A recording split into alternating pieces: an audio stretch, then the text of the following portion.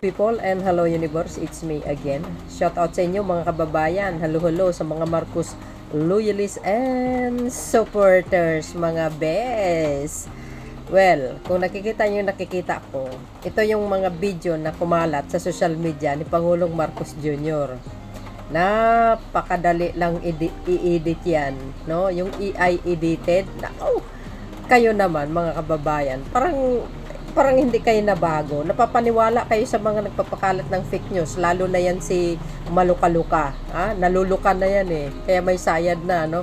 Tapos sabi niya hintay daw ang susunod pang video. Ay grabe. Sige, labas nyo. Hanggat kung anong makakaya nyo, labas nyo pa. Talaga naman, no? Ang akala nila kasi, papaniwalaan sila, 'di ba? Oy, hindi BO-BO mga Pilipino, no? Ang mayroong BO-BO lang yung mga taong nagpapakalat ng fake news. Ngayon, nagdi-delete na kayo ng mga video nyo. Kasi mga kababayan, tutugisin na yung nagpapakalat ng fake news.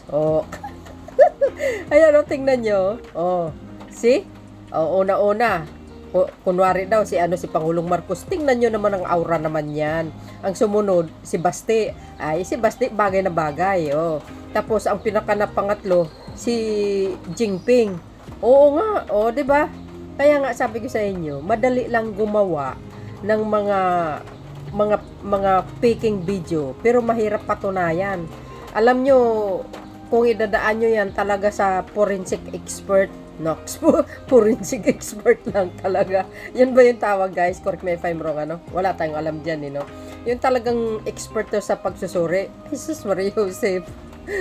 101% peke ito mga kababayan. Ang galing talaga ng mga vloggers ni Dugas. Talaga naman. Tapos 'di ba, yung sona ni Pangulong Marcos Jr., yung pinakalas doon.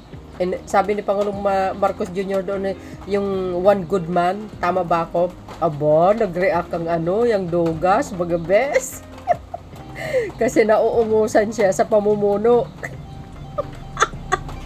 Nakita niyo siguro ang sona ni Pangulong Marcos kahapon, 'di ba? Standing ovation. Agay, ay. Ang daming umalma doon sa Pogo, mga bes, Siyempre, mawawalan sila ng kita. Lalo na si Attorney Porky. Agay. Dako.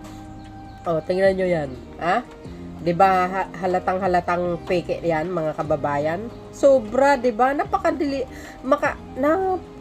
gumamit kayo ng AI. Tapos, try nyo i-edit yung mukha nyo. Ay, sus.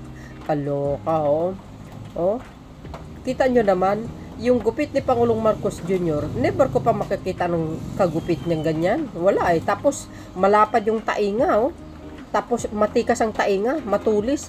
Yung tainga ni Pangulong Marcos Jr., parang dapa, Ay, naku, naloka ako. Oy.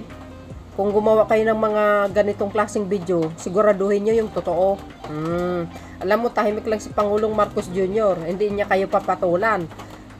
Kung ibang pangulo yan, pinatulan na kayo pero ngayon, dahil sa mga ginagawa nyo, ayun, sabi ng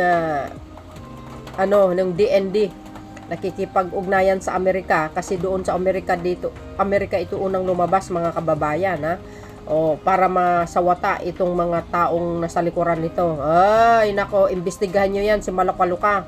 So, alam nyo, ito mga black propaganda nila, kawawa sila talaga. Kalabanin mo pa ang Pangulo. Yung Pangulong matalino. Hindi nyo alam ang maaari niyang gagawin sa mga pinagagawa nyo. Paiimbestigahin kayo talaga. Hindi man siya, pero yung mga nakapaligid sa kanya. Di ba? So, yung mga plano nyo, hindi kayo uubra hindi kayo talaga uubra sa mga plano nyo na kaya nyong i-disturb itong Pangulong Marcos. Antindi ang resback niya sa inyo. Alam nyo kung anong resback? Yung kabutihan sa mamamayang Pilipino.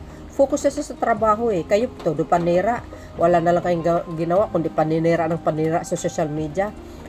Yan si dating Pangulong Digong. Kung talagang mahal niya ang mga Pilipino, dapat hindi siya nanggugulo. Pero dahil nanggugulo siya, walang kwenta ang pagkapangulo niya dati. Nawawala po yun. Pati yung anak niya damay. si Gorgor, wala na eh. Bagsak ang political career niyan. Sa tingin nyo kaya? Makakaupo sa Malacanang? Never. Tandaan nyo yung sinabi ko. Hindi makakaupo yan. Oh, sa tingin nyo kaya makukuha nyo yung majority ng ang boto ng Pilipino? Hoy, hindi na mauulit yung 32. Half of her votes, guys, is Marcos loyalist. Oh, binoto namin yan dahil kay PBBM. Agay. Tapos sabihin nyo kung hindi si Sara, hindi manalo si Pangulong Marcos Jr. Oy, mahiya kayo sa mga sarili nyo, no? Ang mga Marcos loyalists, pinanganak yan 1965 until now. Lumubo na mga yan. Dahil ngayon, sa magandang pakita ni Pangulong Marcos Jr., aba, malayo na mga bes, ha? So, dahil dito mga kababayan, ito ang ipakikita ko sa inyo kung sino ang totoong bangag, ha? But siyempre, don't forget to like, hit the button bell.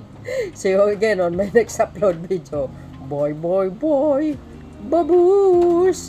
Eto na, panoorin nyo. Nakita man ninyo, it's a killing activity.